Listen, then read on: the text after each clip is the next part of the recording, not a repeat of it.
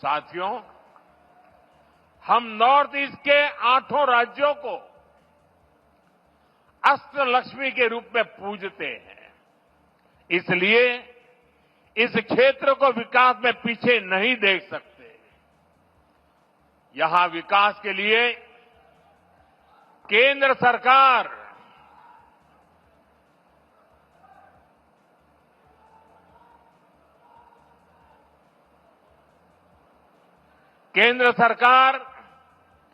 ज्यादा से ज्यादा पैसे खर्च कर रही है।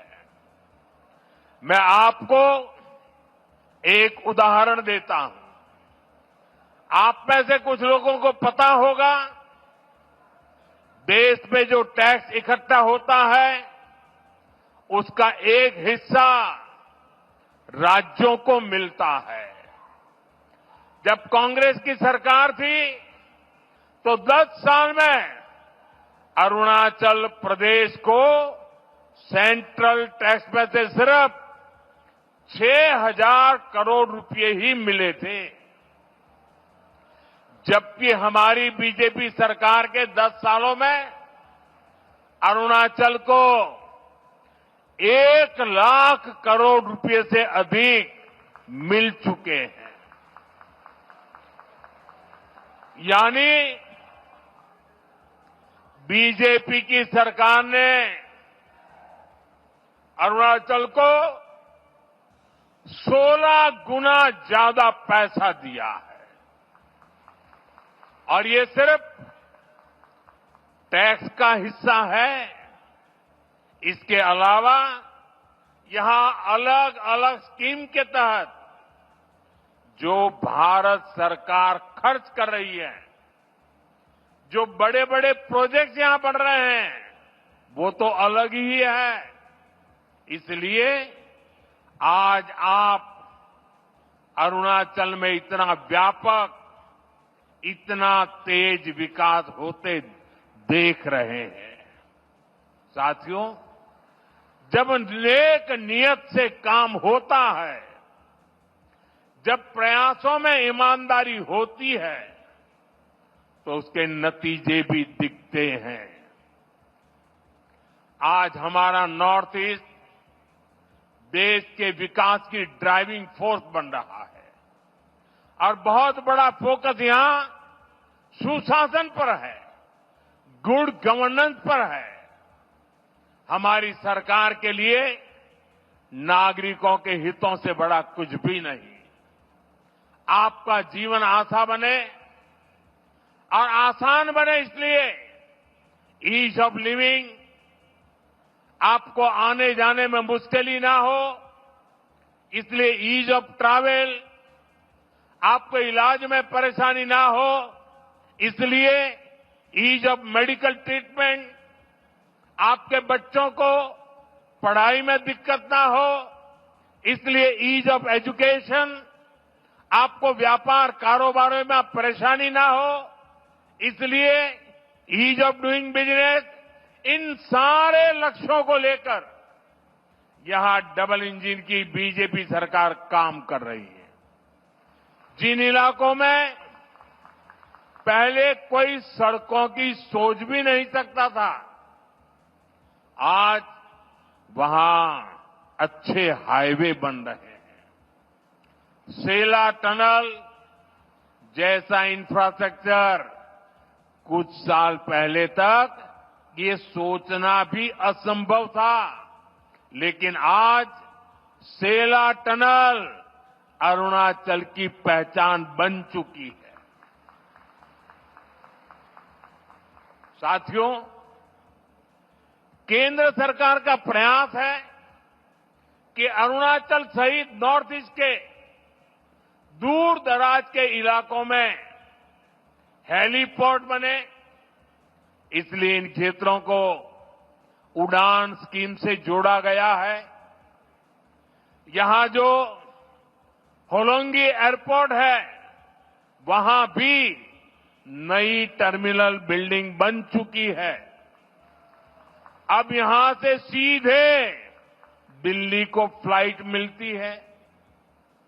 इससे आम पैसेंजर्स को स्टूडेंट्स को, टूरिस्ट को तो फायदा होता ही है, यहां के किसानों और छोटे उद्योगों को भी लाभ हो रहा है।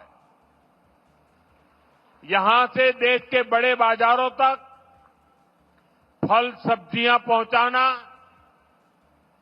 अपनी उपज पहुंचाना अब और आसान हो गया है।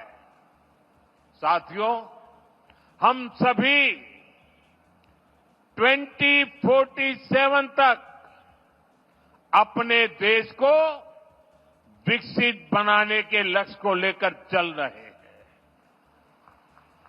और भारत तभी विकसित होगा जब देश का हर राज्य विकसित होगा। भारत तभी विकसित होगा जब देश का राज्य राष्ट्र के लक्ष्यों के साथ कंधे से कंधा मिलाकर चलेगा। मुझे खुशी है कि देश के बड़े लक्ष्यों को पूरा करने में नॉर्थ ईस्ट बहुत बड़ी भूमिका निभा रहा है। पावर सेक्टर इसका बेहतरीन उदाहरण है।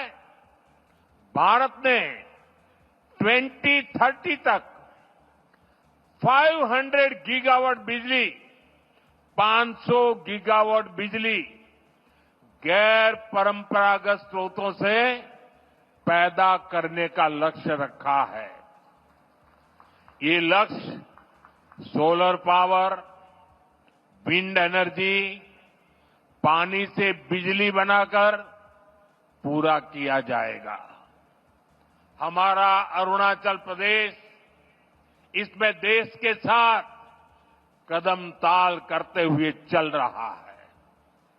आज जिन 2 पावर प्रोजेक्ट्स का शिलान्यास किया गया है, वो पावर प्रोड्यूसर के रूप में अरुणाचल की स्थिति को और मजबूत करेंगे।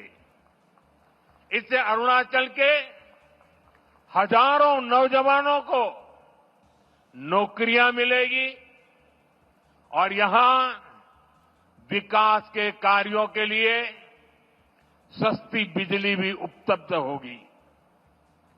कांग्रेस की एक पुरानी आदत है कि विकास का जो भी काम मुश्किल होता है,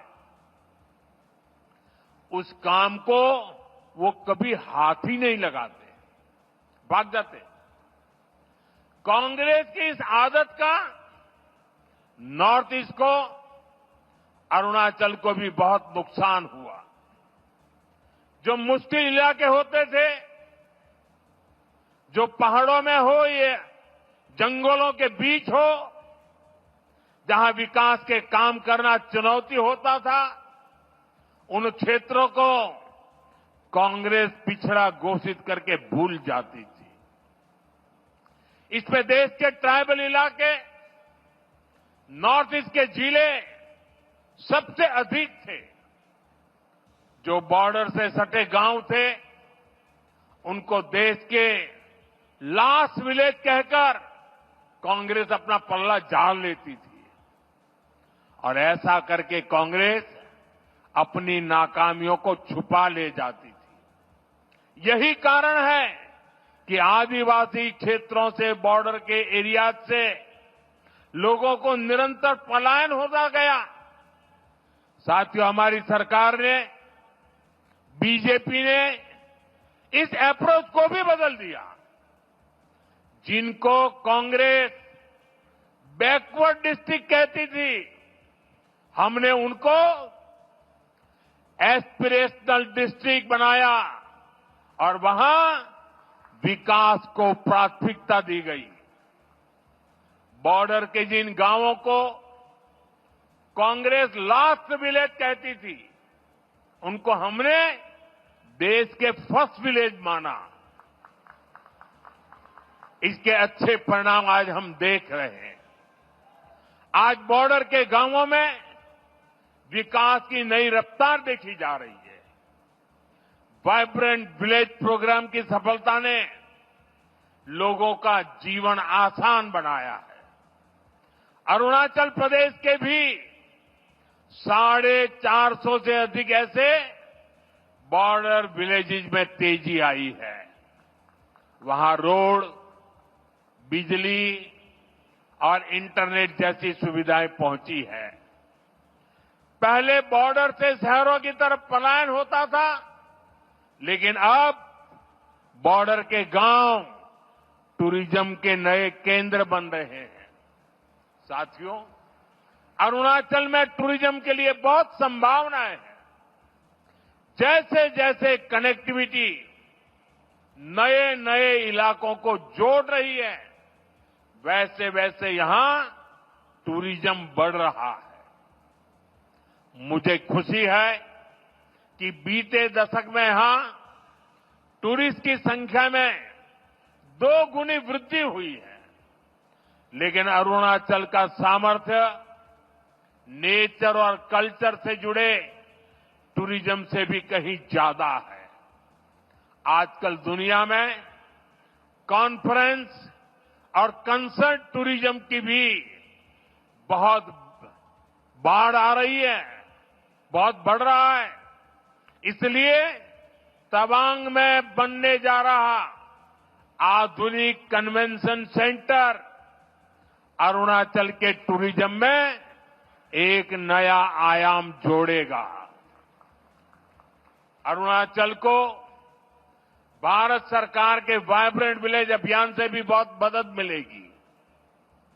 ये अभियान हमारे बॉर्डर किनारे बसे गांवों के लिए मील का पत्थर साबित हो रहा है।